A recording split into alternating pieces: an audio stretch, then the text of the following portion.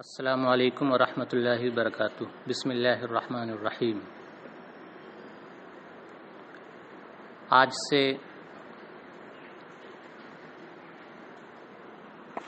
فن منطق کی مشہور کتاب ملا حسن کا درس شروع ہو رہا ہے۔ میرے سامنے مجلس برکات کا نسخہ ہے اور صفحہ نمبر 33 ہے۔ یاد رکھیں کہ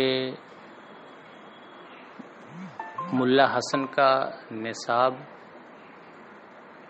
ابتدائے مقدمہ سے ہے، تو صفحہ نمبر 33 ہے اور مقدمے کی بحث ہے۔ یاد رکھیں کہ کسی بھی علم پر مشتمل کتاب کے شروع میں عموماً ایک مقدمہ ہوتا ہے، اور اس مقدمہ میں اس علم کی تعریف، اس علم کی غایت اور اس علم کے موضوع کا بیان ہوتا ہے۔ اس کتاب میں بھی شروع میں مقدمہ ہے جس میں علم منطق کی تعریف، غایت اور موضوع کا بیان ہے۔ لفظ مقدمہ کے بارے میں بتا دیں کہ یہ مقدمہ ہے دال کے کسرے کے ساتھ، اور یہ قدمہ یقدم تقدیم سے ہے، اس میں فاعل، اور اس میں دو صورتیں ہیں۔ یا تو یہ مقدمہ اس میں فاعل ہے اس قدمہ سے جو کہ لازم ہے، تقدمہ کے معنی میں، تو مقدمہ ہوگا متقدمہ کے معنی میں، پہلے آنے والا۔ چونکہ مقدمہ میں جو علم کی تعریف، علم کی غایت اور علم کے موضوع کا بیان ہوتا ہے، یہ تینوں چیزیں چونکہ علم سے پہلے آتی ہیں، اس لیے کتاب کے جس حصے میں ان تینوں چیزوں کا بیان ہوتا ہے وہ حصہ چونکہ اصل علم پر گفتگو سے پہلے ہی وہ حصہ آتا ہے، اس لیے اسے مقدمہ کہتے ہیں، بمعنی متقدمہ، اصل علم سے پہلے آنے والی چیز۔ دوسری صورت یہ ہے کہ مقدمہ یہ اس قدمہ سے اس میں فاعل ہے جو کہ متعدی ہے۔ قدمہ بمعنی آگے کرنا۔ چونکہ مقدمہ میں جو تین چیزیں مذکور ہوتی ہیں، یہ تین چیزیں اپنے جانکار کو جاہل پر مقدم کر دیتی ہیں، جاہل سے آگے کر دیتی ہیں، اس لیے ان تینوں چیزوں پر مشتمل مقدمہ کو مقدمہ کہتے ہیں، کہ یہ تینوں چیزیں اپنے جانکار کو غیر جانکار پر مقدم کر دیتی ہیں، آگے کر دیتی ہیں، تو یہ آگے کرنے کا کام کرتی ہیں، اس لیے اسے مقدمہ کہتے ہیں۔ تو یہ لفظ مقدمہ ہے، خواہ قدمہ بمعنی تقدمہ سے ہو، قدمہ لازم سے ہو، اور خواہ قدمہ متعدی سے ہو۔ اب یہ جانیں کہ مقدمہ کی دو قسمیں ہیں، مقدمۃ العلم اور مقدمۃ الکتاب۔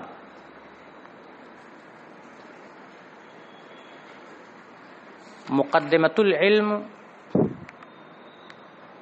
کو ہم بعد میں جانیں گے، پہلے مقدمۃ الکتاب کو جان لیں۔ مقدمۃ الکتاب ان چیزوں کو کہتے ہیں جنہیں اصل مقاصد سے پہلے اس لیے ذکر کیا جائے کہ اصل مقاصد کا ان چیزوں سے ربط و تعلق ہوتا ہے، اور وہ چیزیں اصل مقاصد میں نفع بخش ہوتی ہیں۔ مقدمۃ الکتاب ان چیزوں کو کہتے ہیں جو چیزیں مقاصد سے پہلے اس لیے ذکر کی جاتی ہیں کہ مقاصد کا ان چیزوں سے ربط و تعلق ہوتا ہے اور وہ چیزیں مقاصد میں نفع بخش ہوتی ہیں، ان چیزوں کو مقدمۃ الکتاب کہتے ہیں۔ اس لحاظ سے علم کی تعریف، غایت اور موضوع پر مشتمل حصے کو مقدمۃ الکتاب کہہ سکتے ہیں کہ علم کی تعریف، غایت اور موضوع کا علم کے مقاصد سے ربط و تعلق ہوتا ہے، اور مقاصد کے بیان سے پہلے اگر ان تینوں چیزوں کو جان لیا جائے تو یہ تینوں چیزیں مقاصد میں نفع بخش ہوتی ہیں، کہ ان تینوں چیزوں کی جانکاری کی وجہ سے آدمی کو بصیرت حاصل ہو جاتی ہے۔ تو چونکہ یہ تینوں چیزیں مقاصد سے مرتبط بھی ہوتی ہیں اور مقاصد میں نفع بخش بھی ہوتی ہیں، اس لیے ان تینوں چیزوں پر مشتمل حصے کو مقدمۃ الکتاب کہہ سکتے ہیں۔ اس لحاظ سے اس کتاب میں جو مقدمہ ہے یہ مقدمۃ الکتاب بھی ہو سکتا ہے۔ مقدمہ کی دوسری قسم ہے مقدمۃ العلم، اور مقدمۃ العلم ان چیزوں کو کہتے ہیں جن چیزوں پر کسی علم کا شروع کرنا موقوف ہو، جن چیزوں پر کسی علم کا شروع کرنا موقوف ہو ان چیزوں کو اس علم کا مقدمہ کہتے ہیں، مقدمۃ العلم کہتے ہیں۔ اب یہاں ایک اعتراض وارد ہوگا کہ یہاں مقدمے میں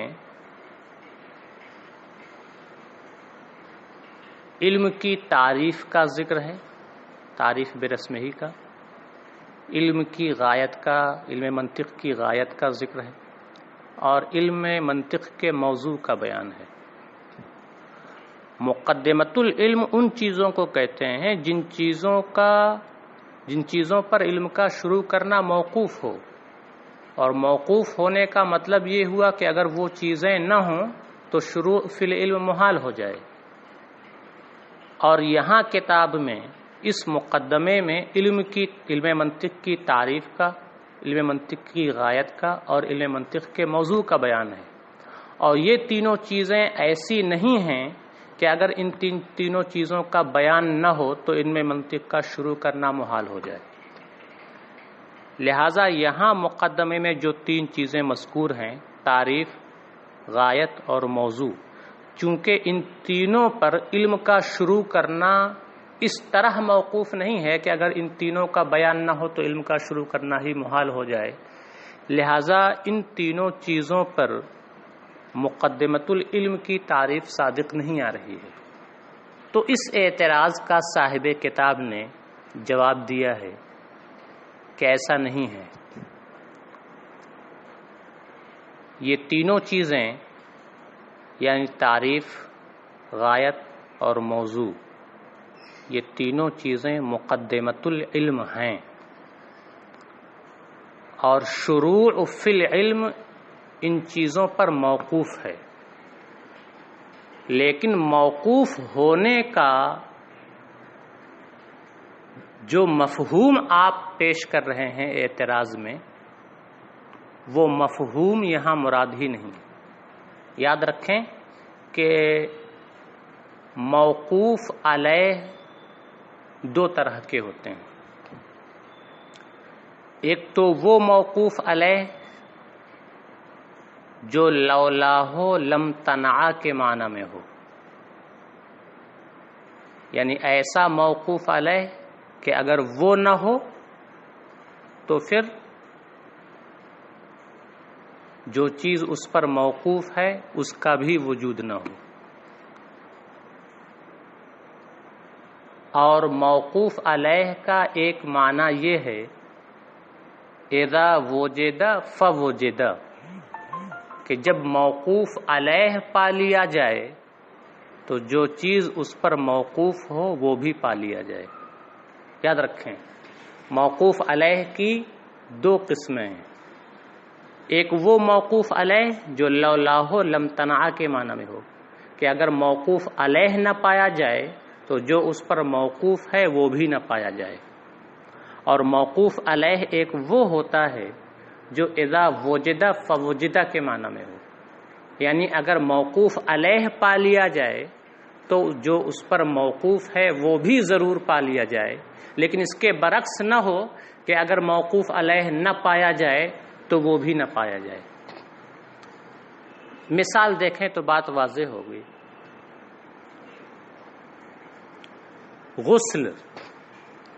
غسل کرنا، نہانا، غسل کے لیے پانی کا وجود ضروری ہے. تو غسل یہ پانی پر موقوف ہے. تو پانی موقوف علیہ ہے اس معنی کر کہ لولا الماء لم تنع الغسل، اگر پانی نہ پایا جائے تو غسل بھی نہیں پایا جائے گا. تو پانی یہ غسل کے لیے موقوف علیہ تام ہے جسے لولاہ لم تنع سے تعبیر کرتے ہیں. اور غسل کے لیے تالاب کا پانی یہ بھی موقوف علیہ ہے،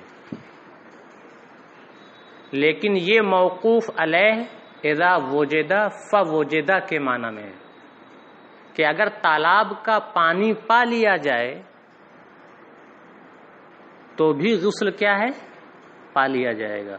لیکن ایسا نہیں ہے کہ اگر تالاب کا پانی نہ ہو تو غسل پایا ہی نہیں جائے گا. تالاب کا پانی نہ ہو تو نل کے پانی سے بھی غسل پایا جا سکتا ہے. تو موقوف علیہ تو تالاب کا پانی یہ غسل کے لیے موقوف علیہ ہے، لیکن موقوف علیہ ہے اذا وجد فوجد کے معنی میں. تو موقوف علیہ اذا وجد فوجد کو مصحح لدخول الفاء سے تعبیر کرتے ہیں. تالاب کا پانی غسل کے لیے ایسا موقوف علیہ ہے جسے مصحح لدخول الفاء کہتے ہیں. فا کے دخول کو درست قرار دینے والا، کیونکہ تالاب کا پانی غسل کے لیے موقوف علیہ ہے. اس کا مطلب یہ ہے کہ اذا وجدہ جب تالاب کا پانی پا لیا جائے گا فوجدہ تو غسل بھی کیا ہے، پا لیا جائے گا. یہاں فا آ رہا ہے جزا میں فوجدہ. تو موقوف علیہ بمعنی اذا وجدہ فوجدہ کو مصحح لدخول الفاء سے تعبیر کرتے ہیں. اب آئیے علم کی تعریف، علم کی غایت اور علم کا موضوع، ان چیزوں پر شروع فی العلم موقوف ہوتا ہے. یہ چیزیں موقوف علیہ ہیں، لیکن موقوف علیہ بمعنی لولاہ لم تنع نہیں ہیں، بلکہ موقوف علیہ بمعنی مصحح لدخول الفاء ہیں، بمعنی اذا وجدہ فوجدہ ہے. کہ اگر علم کی تعریف معلوم ہو جائے، علم کی غایت معلوم ہو جائے اور علم کا موضوع معلوم ہو جائے تو علم کا آغاز ہو جاتا ہے، شروع فی العلم ہو جاتا ہے. تو چونکہ یہ تینوں چیزیں موقوف علیہ بمعنی اذا وجدہ فوجدہ ہیں، یہ تینوں چیزیں موقوف علیہ بمعنی مصحح لدخول الفاء ہیں، تو پھر یہ تینوں چیزیں مقدمۃ العلم ہو جائیں گی۔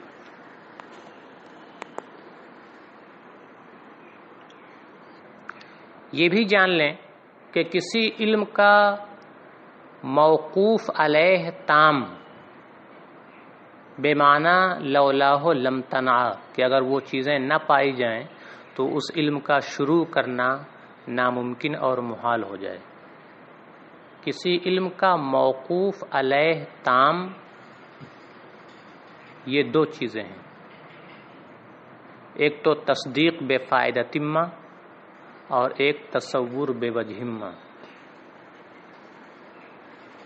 ہم کسی علم کا کسی بھی جہت سے، کسی بھی اعتبار سے تصور کریں گے، کوئی علم ہمارے تصور میں آئے گا تبھی نہ ہم اسے شروع کریں گے۔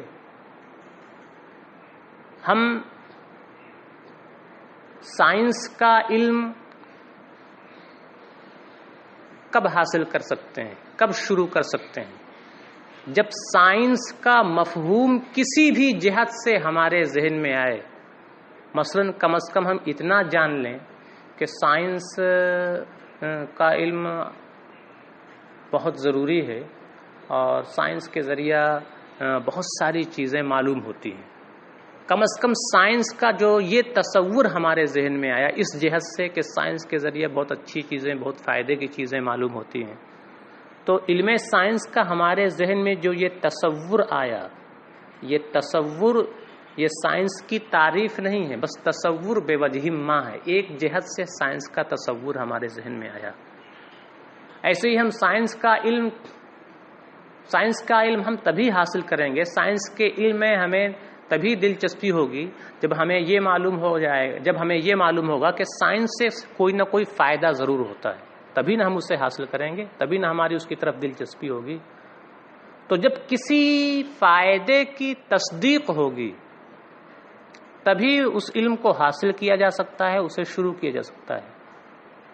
تو تصدیق بے فائدۃ ما اور تصور بے وجہ ما یہ کسی علم کا موقوف علیہ تام ہے کہ اس علم کا آغاز اس پر کیا ہوتا ہے؟ موقوف ہوتا ہے۔ اور جب ہم کسی علم کی تعریف بے رسمی ہی جان لیں گے، کسی علم کا موضوع جان لیں گے، کسی علم کی غایت جان لیں گے، تو ہمیں اس علم کا تصور بے وجہ ما بھی حاصل ہو جائے گا اور تصدیق بے فائدۃ ما بھی حاصل ہو جائے گی۔ تو چونکہ مقدمے میں رسم تام کا بیان ہوتا ہے، موضوع کا بیان ہوتا ہے اور غایت کا بیان ہوتا ہے، اور ان تینوں چیزوں کے ذریعہ تصدیق بے فائدۃ ما بھی حاصل ہو جاتی ہے اور تصور بے وجہ ما بھی حاصل ہو جاتا ہے، تو ان تینوں چیزوں کے ضمن میں چونکہ یہ دونوں چیزیں یعنی موقوف علیہ تام حاصل ہو جاتی ہیں، اس لیے یہ تینوں چیزیں بھی موقوف علیہ ہوں گی بے معنی مصحح لدخول الفا، کہ جب یہ تینوں چیزیں معلوم ہو گئیں تو اب اس علم کا آغاز کیا ہو جائے گا؟ ممکن ہو جائے گا، اس علم کا آغاز ہو سکتا ہے، کیونکہ ان تینوں چیزوں کے ضمن میں ہمیں تصدیق بے فائدۃ ما بھی حاصل ہو چکی ہے اور تصور بے وجہ ما بھی حاصل ہو چکا ہے۔ تو کسی علم کا موقوف علیہ تام تو دو چیزیں ہیں، تصدیق بے فائدۃ ما اور تصور بے وجہ ما، لیکن کسی علم کی رسم تام، کسی علم کا موضوع، کسی علم کی غایت معلوم ہو جائے تو ان تینوں چیزوں کے ضمن میں چونکہ یہ دونوں چیزیں حاصل ہو جاتی ہیں، اس لیے وہ تینوں چیزیں موقوف علیہ تام بے معنی لولاہ لم تنع تو نہیں ہیں، لیکن وہ تینوں چیزیں موقوف علیہ بے معنی مصحح لدخول فا، بے معنی اذا وجدہ فوجدہ ضرور ہیں۔ اتنا سمجھنے کے بعد اب آپ عبارت دیکھیں اور عبارت کا ترجمہ دیکھیں۔ صاحب کتاب کہتے ہیں مقدمہ وہی ما یتوقف علیہ الشروع فی العلم، مقدمہ یہاں سے مقدمۃ العلم کی تعریف کر رہے ہیں. مقدمۃ العلم وہ چیزیں ہیں جن پر کسی علم کا شروع کرنا موقوف ہو. اب یہاں اعتراض وہی ہوگا کہ یہاں جو تینوں چیزیں بیان کی گئی ہیں، تعریف، غایت اور موضوع، ان چیزوں پر تو منطق کا شروع کرنا موقوف ہے نہیں ہے. اگر ان تینوں چیزوں کا بیان نہ ہو تب بھی علم منطق کا آغاز ہو سکتا ہے.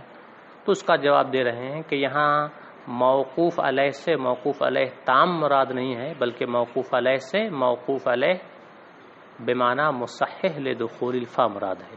والمراد بالتوقف هو المصحح لدخول الفاء، اور موقوف علیہ ہونے سے مراد مصحح لدخول الفاء ہے. والمذکورات فیہا کذالک، اور جو چیزیں مقدمۃ العلم میں مذکور ہوتی ہیں وہ ایسی ہی ہوتی ہیں، یعنی جب وہ چیزیں پا لی جائیں تو شروع فی العلم بھی پا لیا جاتا ہے. اذا وجد فوجد کے معنی میں. اور جو چیزیں مقدمۃ العلم میں مذکور ہوتی ہیں وہ اسی طرح ہوتی ہیں. فإن الموضوع والحد والغاية المذكورة فيها مما يتوسل به إلى الشروع في العلم ويدفع بها استحالة طلب المجهول المطلق وطلب العبث وعدم الامتياز بين المسائل. کیونکہ علم کا موضوع، علم کی حد اور علم کی غایت یہ وہ چیزیں ہیں جنہیں شروع فی العلم کا وسیلہ اور ذریعہ بنایا جاتا ہے، اور جن کے ذریعہ طلب مجہول مطلق کے استحالے کا ازالہ کیا جاتا ہے، اور جن کے ذریعہ عبث کے طلب کا ازالہ کیا جاتا ہے، اور جن کے ذریعہ مسائل کے درمیان عدم امتیاز کا ازالہ کیا جاتا ہے. کہنے کا مطلب یہ ہے کہ اگر ہمیں کسی علم کی تعریف کی معرفت نہیں ہوگی تو اس کی تعریف کی معرفت کے بغیر ہم اسے کیسے شروع کر سکتے ہیں؟ یہ تو محال ہے. ہم کسی چیز کے بارے میں اولاً جانیں گے تب نہ اسے حاصل کریں گے. ہمیں سیب خریدنا ہے تو جب سیب کی معرفت ہمارے دماغ میں آئے گی کسی بھی جہت سے تبھی نہ ہم دکاندار سے مانگیں گے. جب ہمیں سیب کی معرفت ہی نہیں ہے تو سیب مانگیں گے کیسے؟ تو کسی علم کی معرفت جب تک حاصل نہیں ہوگی تو اس علم کو شروع کیسے کیا جا سکتا ہے؟ تو مقدمے میں جب تعریف بیان کر دی جاتی ہے تو اب اس کا شروع کرنا یہ آسان ہو جاتا ہے، ممکن ہو جاتا ہے. تو اگر تعریف بیان نہ کی جائے تو طلب مجہول مطلق کا اعتراض لازم آئے گا کہ جو چیز آپ جانتے ہی نہیں اسے شروع کیسے کر رہے ہیں. تو وَيُدْفَعُ بِهَا اسْتِحَالَةُ طَلَبِ الْمَجْهُولِ الْمُطْلَقِ، اور ان چیزوں کے ذریعہ طلب مجہول مطلق کے استحالے کا ازالہ کیا جاتا ہے، یعنی اس علم کی تعریف کی معرفت کے ذریعہ.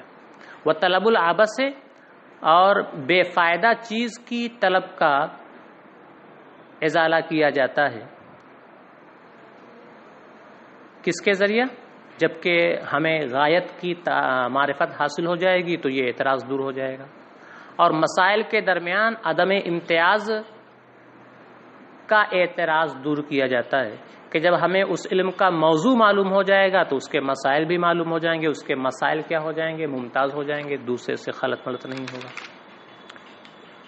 وبالجملة أن الموقوف عليه التام للشروع بمعنى ما لا يمكن الشروع بدونه إنما هو التصديق بفائدة ما والتصور بوجه ما، وهما قد يتحققان في ضمن الفائدة المعتدة بها المذكورة ها هنا في المقدمة بحيث تفيد الامتياز التام وهي الرسم التام وبيان الموضوع وبيان الغاية المذكورة فيها.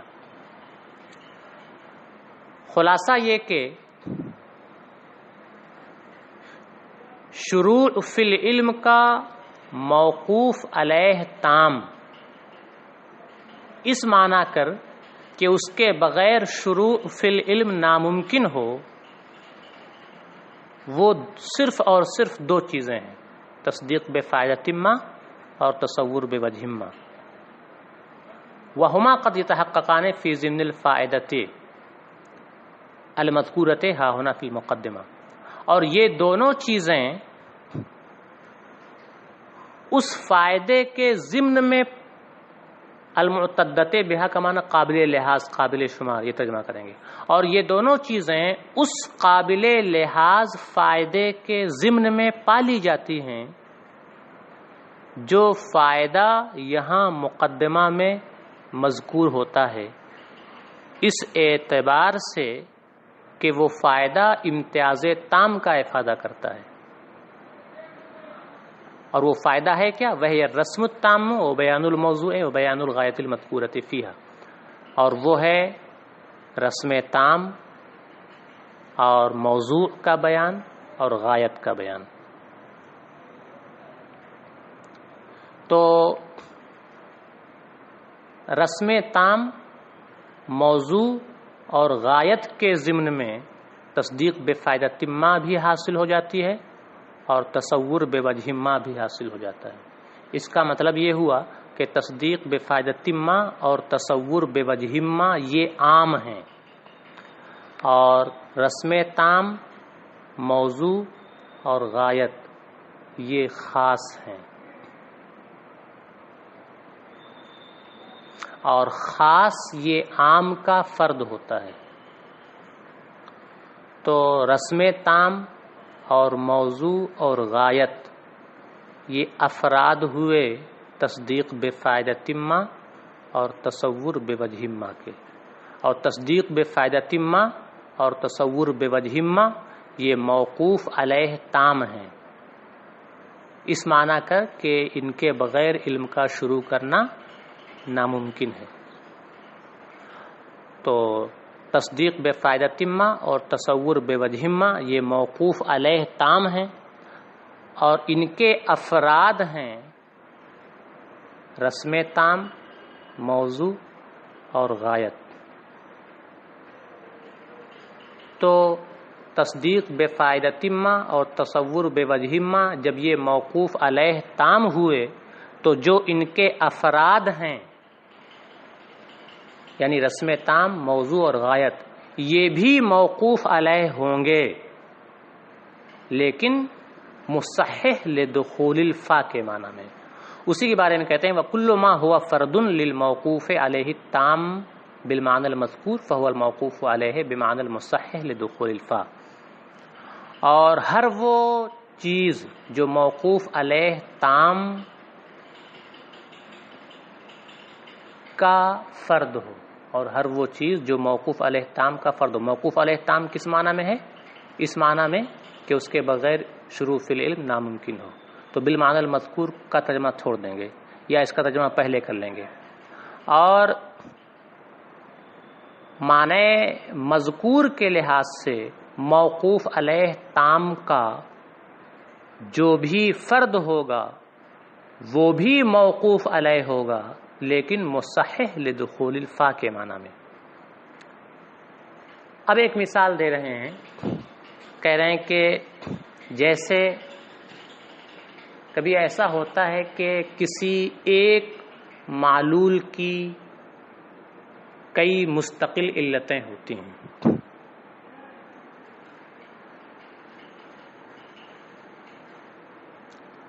اس معلول شخصی کی وہ علل مستقلہ متعددہ موقوف علیہ ہوتی ہیں، لیکن موقوف علیہ بمعنی مصحح لدخول الفا ہوتی ہیں، موقوف علیہ بمعنی لولاہ لم تنع نہیں ہوتی ہیں۔ جیسے چھت ہے،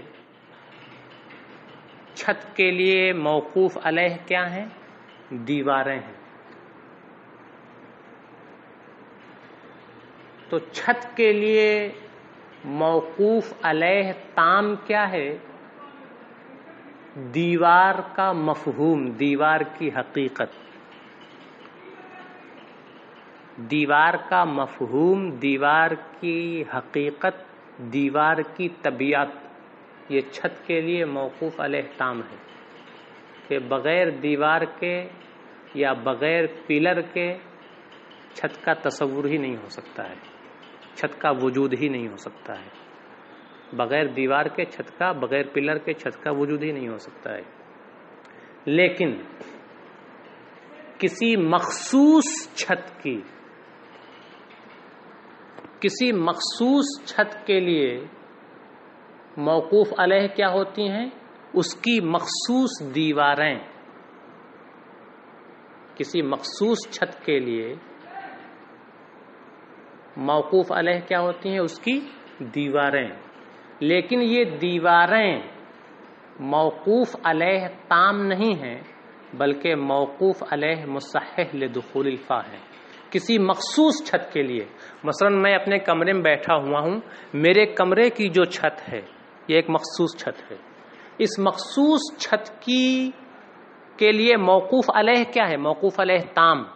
اس کے لیے موقوف علیہ تام ہے دیوار کی حقیقت، دیوار کا مفہوم۔ اور یہ اس مخصوص چھت کی جو مخصوص دیواریں جو میری طرف ہیں، میرے دونوں طرف ہیں، 2 دیواریں ہیں، تو یہ دیواریں کیا ہیں؟ یہ دیواریں موقوف علیہ تو ہیں، لیکن موقوف علیہ تام نہیں ہیں، بلکہ موقوف علیہ بمعنی مصحح لدخول الفا ہیں۔ کیوں؟ اس لیے کہ اگر میں کسی ایک دیوار کو گروا دوں تو چھت نہیں گرے گی۔ مثلا میں اپنی ایک طرف کی دیوار گرا کر کے دوسری دیوار کھڑی کر دوں تو اب دیکھیے جو پہلی والی چھت تو ابھی بھی باقی ہے، تو پہلی دیوار جو گرا دی گئی، سمجھ میں آ گیا کہ وہ دیوار موقوف علیہ تام نہیں تھی، اس لیے کہ اگر وہ موقوف علیہ تام ہوتی تو پھر چھت بھی گر جاتی۔ تو میرے اوپر جو مخصوص چھت ہے، اس کی یہ جن مخصوص دیواروں پر یہ چھت قائم ہے، یہ مخصوص دیواریں موقوف علیہ تام نہیں ہیں۔ موقوف علیہ تام تو دیوار کی حقیقت ہے، دیوار کا مفہوم ہے کہ اگر کوئی بھی دیوار نہ پائی جائے تو چھت کا وجود نہیں ہو سکتا۔ تو دیوار کی حقیقت، دیوار کا مفہوم یہ موقوف علیہ تام ہے، اور جو یہ مخصوص دیواریں ہیں یہ موقوف علیہ تو ہیں، لیکن موقوف علیہ بمعنی مصحح لدخول الفا ہیں، بمعنی اذا وجدہ فوجدہ ہیں۔ دیوار پائی جا رہی ہیں تو چھت بھی پائی جا رہی ہیں، لیکن یہ نہیں ہے کہ یہ دیواریں نہ پائی جائیں تو چھت بھی نہیں پائی جائے گی، ایسا نہیں ہے۔ اسی کی مثال دے رہے ہیں، کہتے ہیں کما ترى فی تعدد العلل المستقلۃ للمعلول الشخصی، مثلا جیسا کہ آپ کسی معلول شخصی کی متعدد مستقل علتوں میں آپ دیکھتے ہیں، مثلا کالدعائم للسقف، مثال کے طور پر چھت کے لیے مختلف ستون، فإن الموقوف علیہ التامہ طبیعتها، کیونکہ چھت کے لیے موقوف علیہ تام دیوار کی طبیعت اور حقیقت ہے، دیوار کا مفہوم ہے۔ اور جو دیوار کی جو کہ کسی مخصوص چھت کی جو مخصوص دیواریں ہیں، دیواروں کے جو مخصوص افراد ہیں، یہ موقوف علیہ تام نہیں ہے، یہ تو بس مصحح لدخول الفا ہیں۔ وہی کہتے ہیں وخصوصیات و تحققها، اور ان دیواروں کے تحقق کے مخصوص افراد، ترجمہ بس اتنا کر لیں، اور ان دیواروں کے مخصوص افراد یہ مصحح لدخول الفا ہیں، یمکن حصول السقف بدون کل واحد منہما علی الانفراد، جن میں سے ہر ایک کے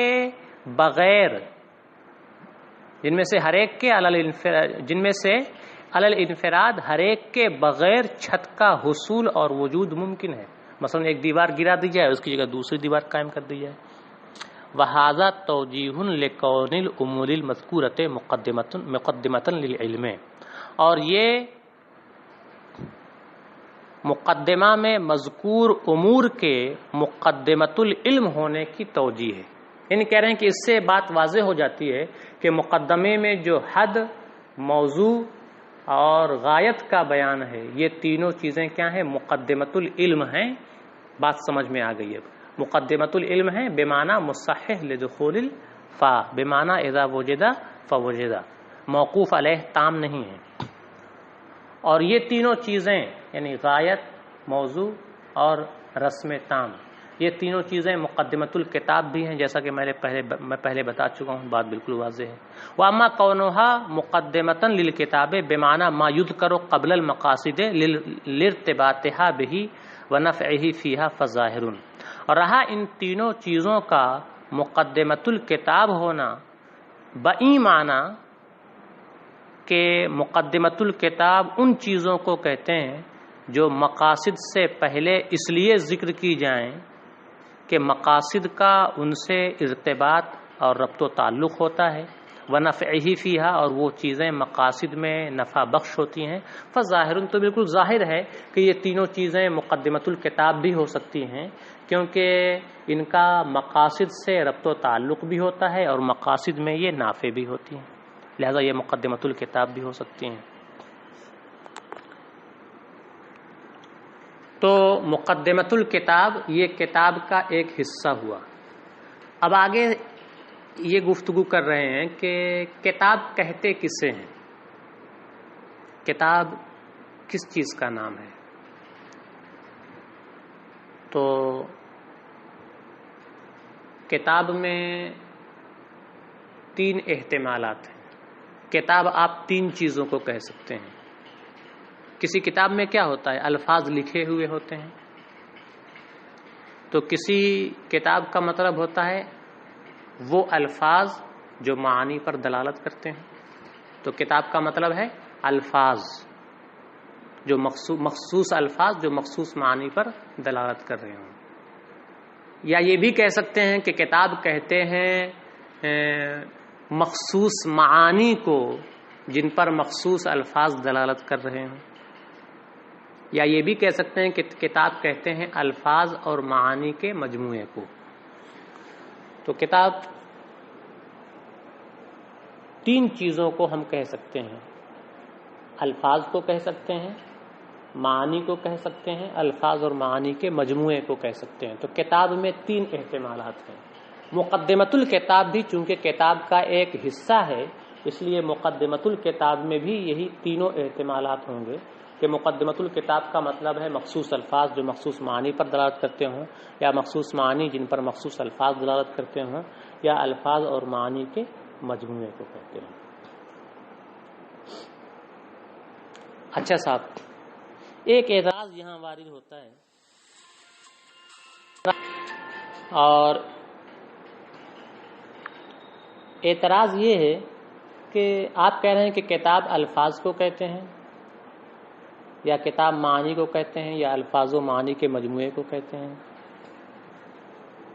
किताब किसे कहते हैं? किताब उसे कहते हैं जिसमें कुछ लिखा हुआ है, और जो लिखा हुआ है उसे नुकूश कहते हैं।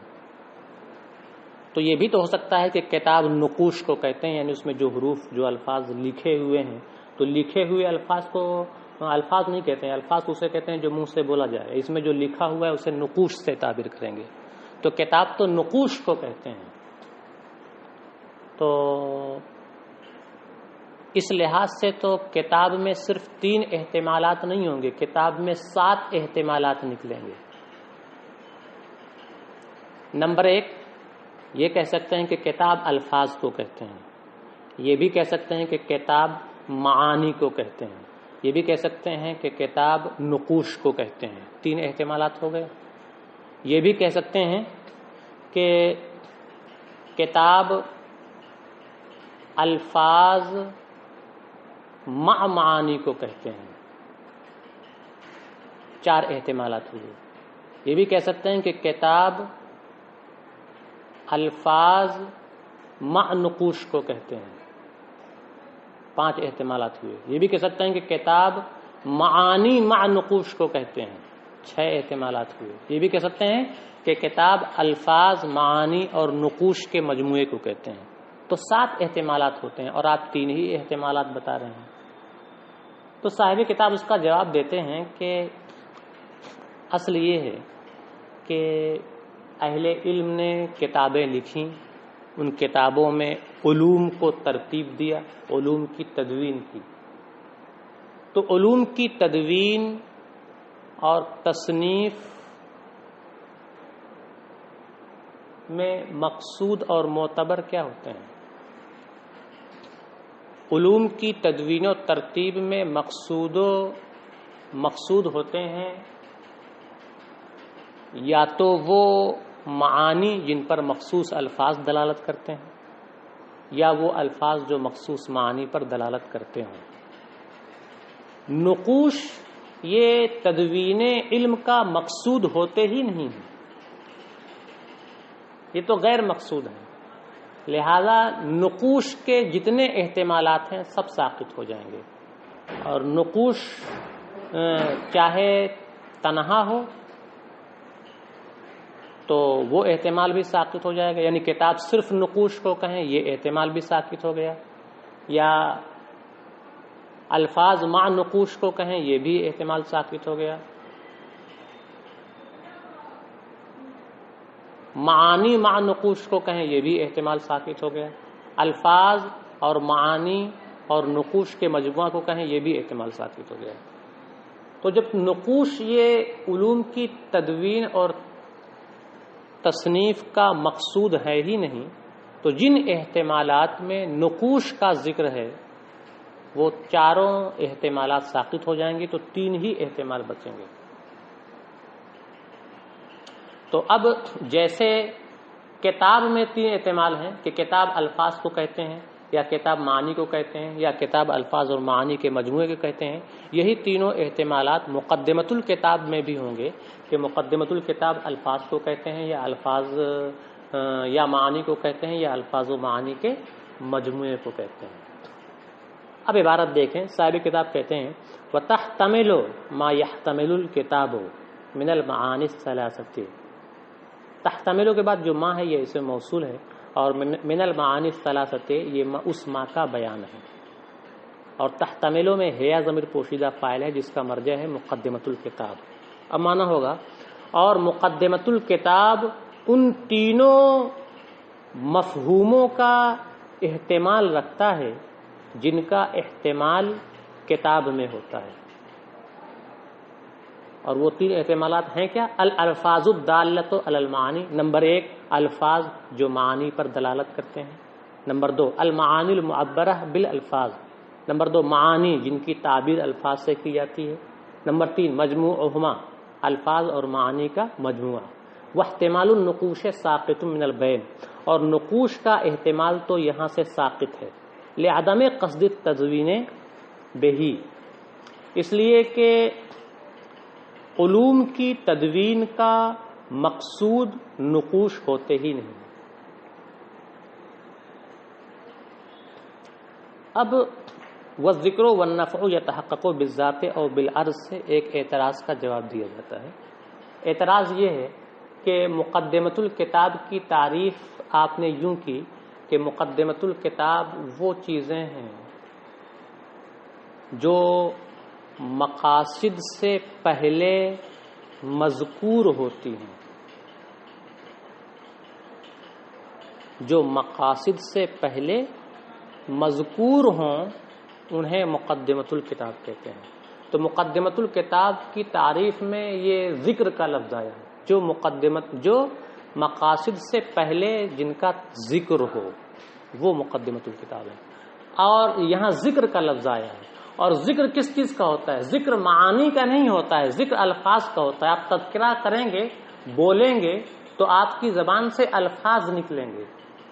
تو مقدمۃ الکتاب کی تعریف میں آیا ہے ما یذکر قبل المقاصد، وہ چیزیں مقدمۃ الکتاب ہیں جو مقاصد سے قبل مذکور ہوں، جن کا مقاصد سے پہلے ذکر ہو. اور ذکر کا لفظ یہ بتا رہا ہے کہ مقدمۃ الکتاب یہ الفاظ ہیں نہ کہ معانی یا الفاظ اور معانی کا مجموعہ. مقدمۃ الکتاب صرف اور صرف الفاظ ہوں گے، کیونکہ مقدمۃ الکتاب کی تعریف کی جا رہی ہے جو مقاصد سے پہلے مذکور ہوں، اور مذکور صرف الفاظ ہوتے ہیں، معانی مذکور نہیں ہوتے ہیں، یا الفاظ و معانی کا مجموعہ مذکور نہیں ہوتا، صرف الفاظ مذکور ہوتے ہیں.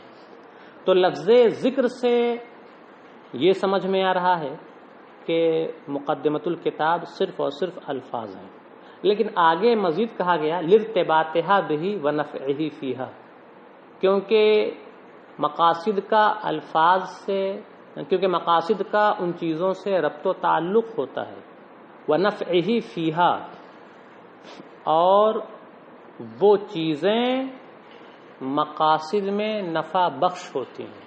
یہ لفظ ہیں مقدمۃ الکتاب، وہ چیزیں ہیں جو مقاصد میں نفع بخش ہوتی ہیں.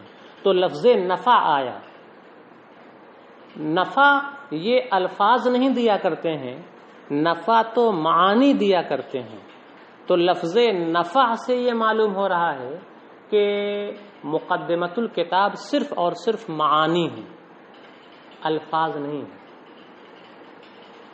تو لفظ ذکر سے یہ سمجھ میں آتا ہے کہ مقدمۃ الکتاب صرف الفاظ ہیں، اور لفظ نفع سے یہ چیز سمجھ میں آ رہی ہے کہ مقدمۃ الکتاب صرف معانی ہے. جبکہ آپ یہ کہہ رہے ہیں کہ مقدمۃ الکتاب میں 3 احتمالات ہیں، الفاظ بھی ہو سکتے ہیں، معانی بھی ہو سکتے ہیں، اور الفاظ و معانی کا مجموعہ بھی ہو سکتا ہے. تو اس کا جواب یہ دیا کہ یہ اعتراض بلا وجہ کا ہے. لفظ ذکر سے آپ نے یہ کہا کہ چونکہ مذکور صرف الفاظ ہوتے ہیں اس لیے مقدمۃ الکتاب صرف الفاظ کو ہونا چاہیے. تو ہم یہ کہیں گے کہ ذکر تو بالذات الفاض کا ہوتا ہے، صرف اور صرف الفاظ کا ہوتا ہے. ذکر بذات خود تو الفاظ کا ہوتا ہے، لیکن الفاظ کے ضمن میں معانی کا بھی تو تذکرہ ہوتا ہے. تو لفظ ذکر کی وجہ سے یہ اعتراض کرنا کہ مقدمۃ الکتاب صرف الفاظ ہوں گے، یہ بلا وجہ کی بات ہے. کیونکہ ذکر جہاں الفاظ کا ہوتا ہے بالذات، تو ان الفاظ کے ضمن میں معانی کا بھی ذکر ہوتا ہے. تو ذکر یہ الفاظ کے ساتھ خاص نہیں ہے، الفاظ کے ساتھ خاص ہے بالذات، اور معانی سے بھی اس کا تعلق ہے بالعرض. آگے آپ نے یہ کہا کہ لفظ نفع کی وجہ سے یہ معلوم ہو رہا ہے کہ مقدمۃ الکتاب صرف اور صرف معانی کو ہونا چاہیے، اس لیے کہ نفع یہ الفاظ سے نہیں حاصل ہوتا، نفع معانی سے حاصل ہوتا ہے. یاد رکھیں کہ نفع معانی سے حاصل ہوتا ہے بالذات، لیکن وہ معانی کب حاصل ہوں گے؟ جب الفاظ سامنے آئیں گے تب نا. وہ معانی الفاظ کے ضمن میں ہوتے ہیں. تو نفع معانی سے ہوتا ہے بالذات، اور چونکہ وہ معانی الفاظ کے ضمن میں ہوتے ہیں اس لیے نفع الفاظ سے بھی ہوگا بالعرض. تو اعتراض بلا وجہ کا ہے. صاحب کتاب کہتے ہیں والذکر والنفع یتحقق بالذات او بالعرض فی المعانی والالفاظ والمجموع. اور ذکر اور نفع معانی میں اور الفاظ میں اور الفاظ و معانی کے مجموعے میں پائے جاتے ہیں، خواہ بالذات پائے جائیں یا بالعرض پائے جائیں. کما لا یخفی علی من لہ ادنی تأمل، جیسا کہ اس آدمی پر یہ بات مخفی نہیں ہے جس کے اندر غور و فکر کی ادنا سی صلاحیت بھی ہو. والمراد ہا ہونا المعنى الاعم، اور یہاں لفظ ذکر اور لفظ نفع سے عام معنی مراد ہے، خواہ وہ ذکر بالذات ہو یا بالعرض ہو، نفع بالذات ہو یا بالعرض ہو.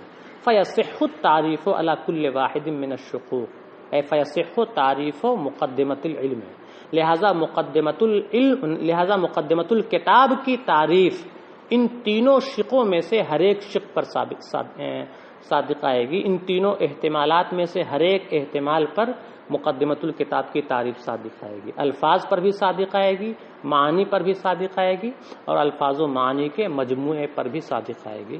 آج کا سبق یہیں پر مکمل ہوتا ہے. السلام علیکم ورحمۃ اللہ وبرکاتہ.